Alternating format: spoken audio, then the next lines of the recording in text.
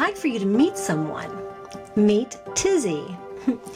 Born into the vibrant chaos of the early 60s, she was quirky, clumsy, and smart. She spoke full sentences by age 1 and 2 languages by age 2. Now, she had a knack for fixing broken things, like an old radio that she found in the trash, because it just made sense what was wrong. Picked last for almost everything. Softball, volleyball, but never dodgeball. She just became accustomed to being last. But in her teens, the bullying became physical and sometimes sexual. And Tizzy just couldn't take that anymore. So she learned to mimic other girls, and she made some friends. And she was able to get through high school without any bullying and a little bit of popularity to boot. But after high school, she suffered through one abusive relationship after another, one missed or lost job opportunity after another. She quit 2 career positions because of sexual harassment. And she dropped out of college twice. What's wrong with me? Tizzy knew. She knew she was different. Tizzy was autistic, and no one knew. So what is autism? Autism Spectrum Disorder, or ASD, is a lifelong, complex neurodevelopmental disorder. And it's called a spectrum because, well, everyone experiences it differently. But you wouldn't ask someone, so how autistic are you? Or, you don't look autistic, you look good. Because autism is not a disease. You can't catch it, cause it, or cure it. And contrary to popular belief, vaccines, Tylenol, and bad parenting did not cause autism. And we are not all a little autistic, nor are we all a little pregnant either. It's genetic. You're born with it, which means autistic people, Aspergians, neurodivergents, whatever they call themselves, are protected by the Americans with Disability Act of 1990. Although you wouldn't know it. Autistic people can be naive, trusting, and vulnerable. They can't always read between the lines to see through to someone's true evil intentions. Thus, lies and sometimes sexual advances are simply missed by the gullible autistic brain. And while it seems like there's just more autistic people now than ever before, truth is, science is just getting better. In fact, I'd like to believe that autism may go back to, well, people. How far? Well, Adam might have liked animals more than people, definitely an autistic trait, but we just don't know. And Eve definitely couldn't read between the lines to see through to someone's true evil intentions. But poor Noah. I mean, this guy preached for over 40 years and only got 8 people on that boat. But animals lined up for miles to get in. Yes. Compare him to Moses. Moses had 1 million people following him around until he got stuck and had to ask for help. If Moses would have just had a Noah, they could have sailed across the Red Sea, just saying. But all fun aside, autistic people do want to fit in, and they do want friends, so they mask or hide their autism, and it's exhausting. And because autism affects the social, communication, and behavioral skills, you're going to have some awkward conversations with your autistic buddy. But don't fight it, and don't try to correct sentences. It's like running a different operating system. You're running Microsoft. He's running Linux. You're not normal. He's just different, and maybe gifted as well.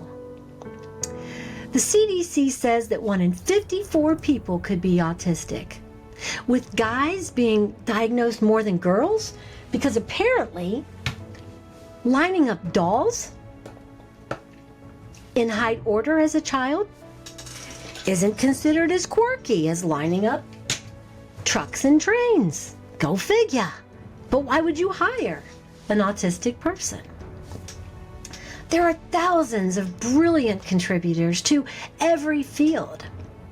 And with over 1 million autistic teens turning 18 in the next decade and wanting to work, it's time we sat up and listened. A Harvard study shows that neurodivergent workers are 140% more productive than their neurotypical coworkers when properly matched to the job.